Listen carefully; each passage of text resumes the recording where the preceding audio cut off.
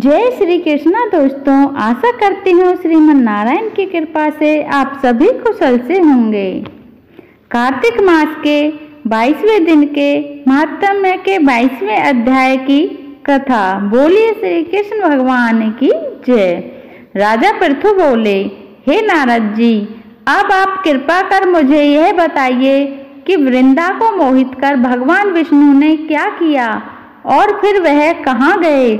तब नारद जी ने कहा, जब देवता स्तुति कर मौन हो गए तब भगवान शंकर ने सब देवताओं से प्रसन्न होकर कहा, हे ब्रह्मा, आप देवताओं जलंधर तो मेरा ही अंश था। मैंने उसे तुम्हारे लिए नहीं मारा, किंतु यह मेरी सांसारिक लीला थी। फिर भी आप लोग यह सत्य कहिए कि इसमें आप सुखी हुए हैं या नहीं।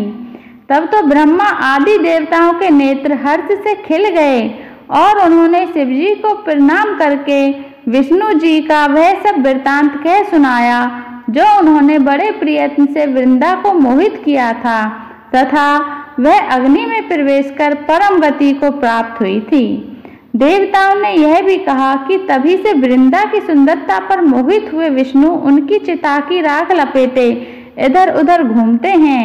अतएव आप उन्हें समझाइए, क्योंकि यह प्रकृति सदा सब चराचर आपके अधीन है।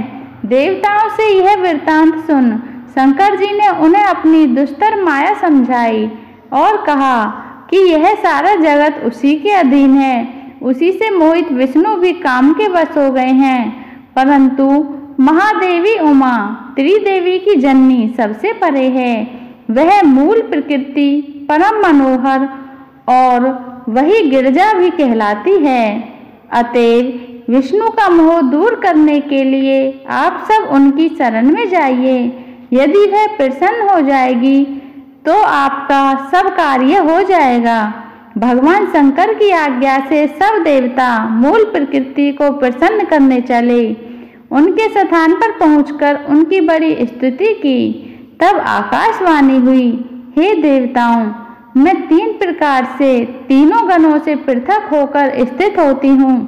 सत्यगण से गौरी, रजोगुण से ज्योति रूप हूँ। अतएव अब आप लोग मेरी रक्षा से यदि सादर उन देवियों के पास जाओ तो वह तुम्हारे सब मनोरथों को पूर्ण कर देंगी। यह वाणी सुनकर देवताओं के नेत्र खुल गए। वह भगवती का आदर करते हुए गौरी, लक्ष्मी और सरस्वती को प्रणाम करने लगे। सब देवताओं ने भक्ति पूर्वक उनका सिमरण किया। सब देवियां प्रकट हो गईं।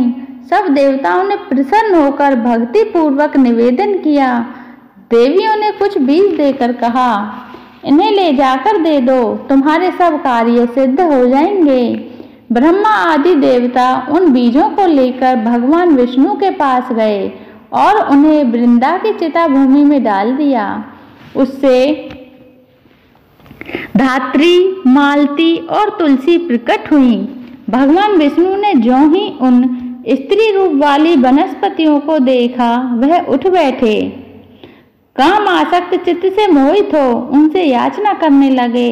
धात्री और तुलसी ने उनसे प्रीति की। विष्णु जी सारा दुख भूलकर देवताओं से नमस्कृत होकर अपने लोक में चले गए। अब वह पूर्ववत सुखी होकर भगवान शंकर का सिमरन करने लगे। यह आख्यान शिव जी की भक्ति देने वाला है।